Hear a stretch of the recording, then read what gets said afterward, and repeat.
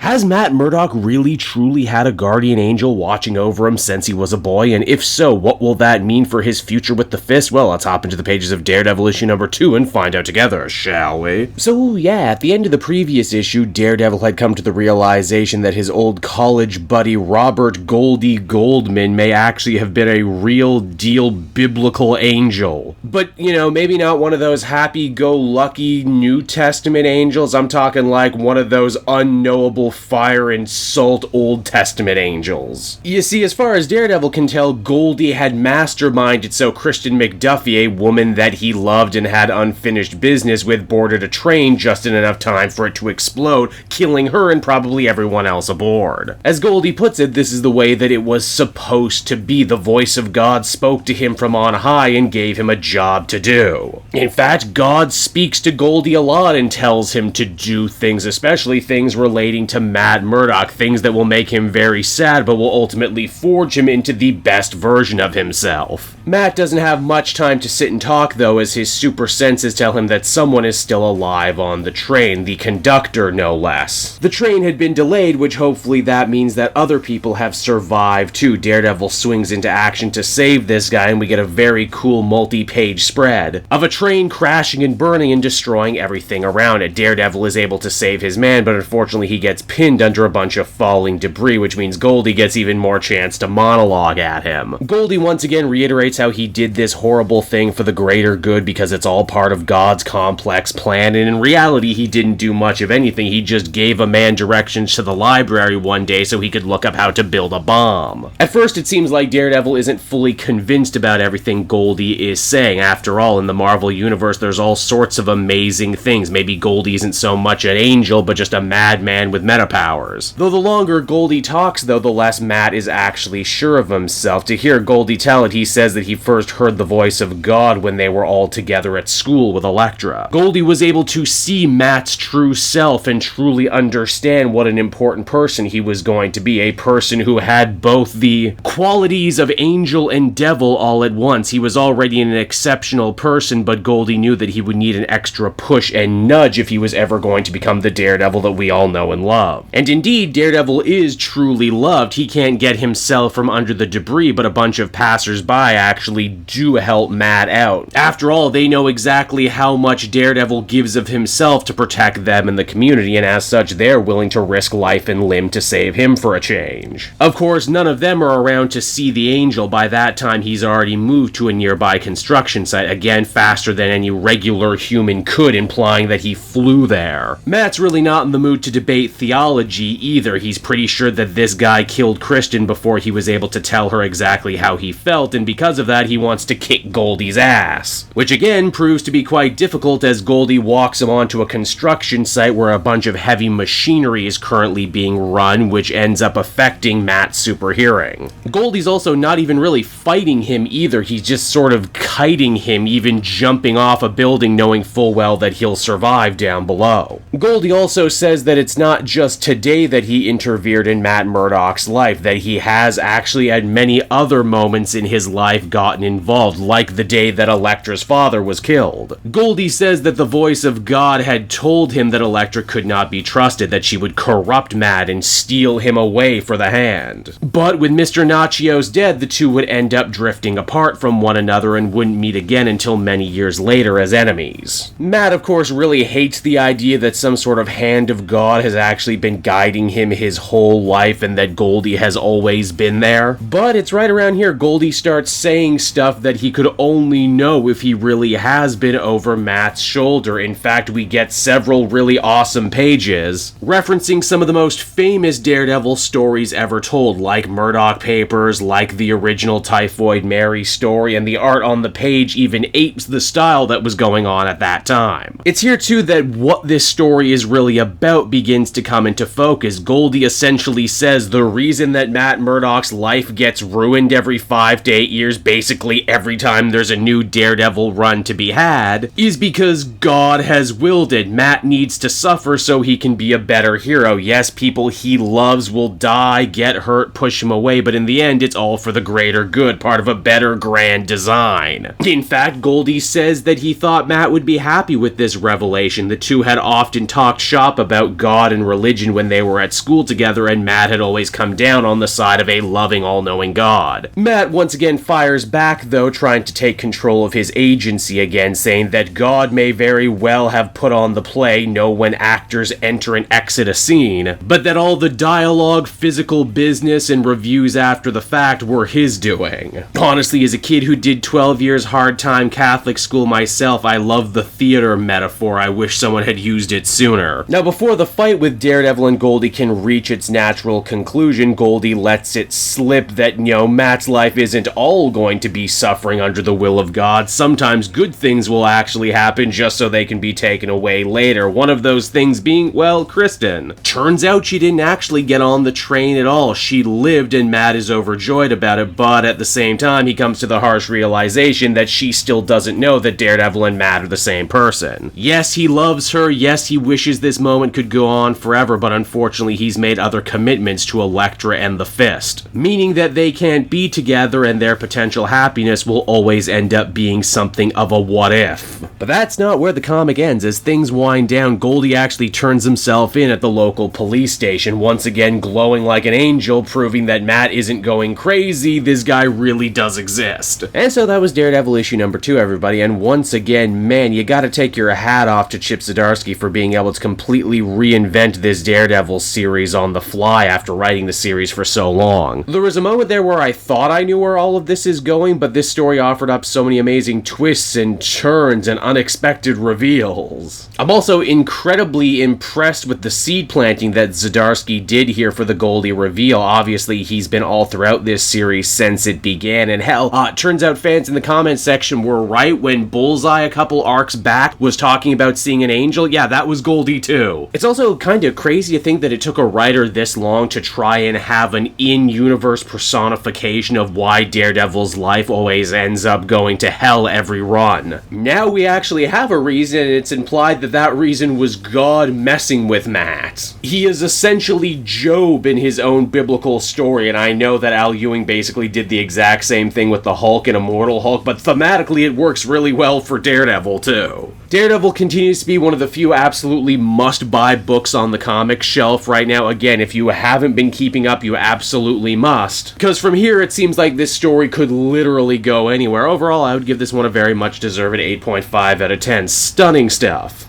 Hey there everyone, Kate Joel again, and I just want to thank you so much for watching to the end of the video. It means a lot to me. And hey, if you enjoyed the book I covered in this issue and want some comics of your own, might I recommend Book Depository? It's my #1 place for shopping for comic book trades. You get a great price, and if you use my link down in the description, you'll actually be helping me out at the same time. You get something, I get something, everybody wins, right? So until next time everyone, I've been Joel, and I will see you in the next video. Bye-bye.